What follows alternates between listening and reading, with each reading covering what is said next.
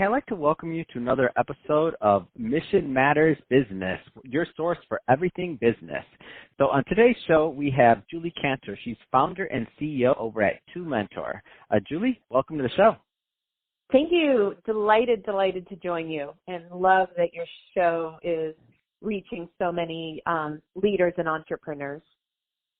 So I'm excited to get into today's topic, and we're going to focus primarily on building mentoring cultures in the workforce and why that's important. And so before we do that, though, give us an overview of what you're doing over at Kantor as president and CEO, please. Sure. Well, I started my company about 4.5 years ago, and it's my 5th startup. I realized that so many major corporations had really good intentions about their workforce and employee engagement, but very few really were building and standing up sustainable mentoring initiatives to really help engage and retain their employees. So I decided I really wanted to train people to mentor and help companies stand up mentoring initiatives. So I left a 6-figure salary and just threw myself off a cliff and started Kantor in October of 2015. Oh my gosh, I love this story. It's always so interesting to me to see how everybody ends up where they're at and why they started their business, how they started it. So awesome stuff there, and that's why we brought you on to talk about this topic. So let's just first off define what building a mentoring culture means to you as an expert. Sure. Well, as I have traveled now the globe, helping people understand the business case for mentoring, and my original assumption is that every leader mentors, every manager mentors. It's just part of the DNA of people who lead other people. And what I found out, Andy, is as I've gone out there that under 30% of people say that they have a mentor. And we're talking about managers, directors, vice presidents, CEOs, HR professionals, you name it. Under 30% will say they have a mentor. And under 10%, when I ask them who in this audience is currently mentoring someone else, under 10% are raising their hands. This stunned me because if you look, for example, Wharton and Gartner, Wharton University of Pennsylvania and Gartner did a study on a mentoring initiative in the engineering department of Sun Microsystems. 5 years later, people who chose to mentor in the study were the people who got promoted at a ratio of 6 times more. The mentees, people who were not ashamed to ask for help and wanted to grow, mentees got promoted 5 times more, and the retention rate of people who help other people in these mentoring initiatives, the retention rates were 20% higher, saving the company about $6 million in the cost of turnover. So there's this huge business case, but as leaders, why do we assume it's just happening, that our employees are mentoring other people, that people are doing the right thing? I guess what I'm here to say is it's not. It's not happening at scale, and it's a huge missed opportunity and a very cost-effective way to better retain your workforce. So that's what I've just been focusing on, I guess, now for the last 5 years, and is this how do we do it? How do we build it? And how do we help others build it?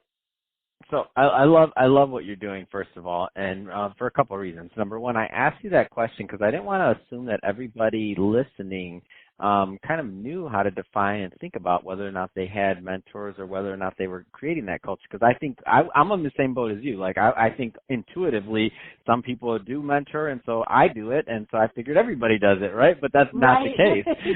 So that being said, and the only reason I do it is because I was brought up in that culture, but I came from a very sales-oriented environment, and some of those cultures, like real sales cultures, that's how they train you, is through mentorship.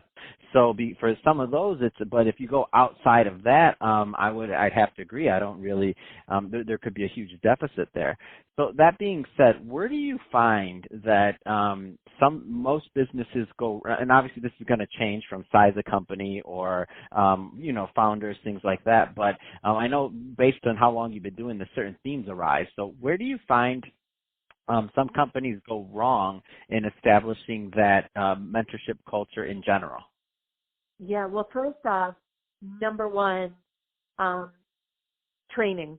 I talked to a major company. They have a reputation in the sort of Starbucks, Coca-Cola level. They have hundreds of thousands of employees. So they put out like a software, and all these people signed up to be part of their mentoring initiative. They had support from leadership, and people just went on and then never matched. And I asked the company, have you trained people about what the expectations are? Have you trained people to be great mentors? They hadn't. Have you trained the mentees? Who really drives the relationship? Who is responsible for the agenda, for making sure that the meetings are taking place? So that also hadn't happened. And third, what is the game plan? If I ask you, Annie, to be my mentor, am I saying, hey, for the next 50 years, will you be my mentor? Or are we looking at, let's get together 90 minutes for the next 9 months? And have I brought to the table goals? Where do I want to go and grow as an entrepreneur? And how can you, as my mentor, help me advance towards those goals? If I don't have goals, things will probably fizzle out. It's really hard to know how to help someone evolve, or the mentor needs to help them sort of come up with some tangible goals and ideally SMART goals. So I think that companies assume mentoring's happening. They need to be more aware of the value proposition of mentoring, and then they need to understand the people mentoring at their companies are the huge drivers of retention. And they're paying it forward. But a lot of times companies don't recognize those people, and then those people are mentoring 5, 10 other people, and they're burning out. So building and sustaining, making it even part of people's, every member of your senior leadership team should be mentoring. Is that part of their bonus or their performance surveys? So there's really cool things you can do. Providing an education, providing mentor training, mentee training, providing a mentor action guide, having a beginning, middle, and an end of the initiative. And then the CEO, if you're out there, please listen carefully. The CEO, the entrepreneur, you have to be the executive sponsor of this initiative. You have to support it, allocate resources towards it, and you need to be a stand for mentoring if you want to have a mentoring culture.